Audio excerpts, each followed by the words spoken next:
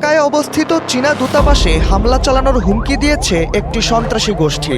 গেল বুধবার রাতে দূতাবাসে মেইল করে এই হামলার হুমকি দেয়া হয়। এই ঘটনার পর পরিস্থিতি পর্যালোচনা করতে ঢাকা মেট্রোপলিটন পুলিশের counter terrorism and transnational crime CTTC ও বাংলাদেশ পুলিশ সদর দপ্তরের কর্মকর্তারা বাংলাদেশে নিযুক্ত চীনা রাষ্ট্রদূত ইয়া ওয়েনের সঙ্গে বৈঠক করেছেন বলেও জানা যায়।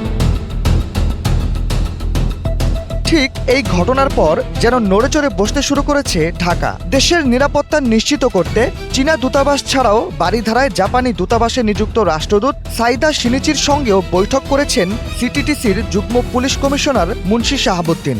চীনা দূতাবাসে হামলা হওয়ার হুমকির বিষয়ে জানতে চাইলে নাম প্রকাশে অনিচ্ছুক সিটিটিসির এক ঊর্ধ্বতন কর্মকর্তা গণমাধ্যমকে জানিয়েছেন, ঠিক কোন সন্ত্রাসী গোষ্ঠীর কাছ থেকে হামলার হুমকি দিয়ে সেই মেইল করা হয়েছে তা বের করার চেষ্টা চলছে।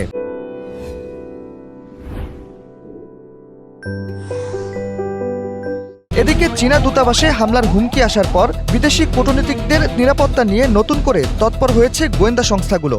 গুলশান সহ বিদেশিদের বসবাস করা এলাকাগুলোতে গোয়েন্দা নজরদারি বাড়ানো হয়েছে।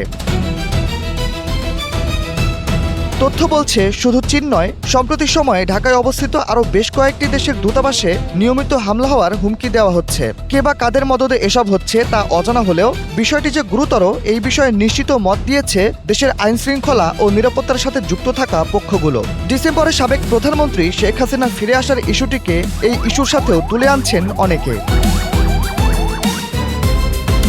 শাহরিয়ার আহমেদ, NTV।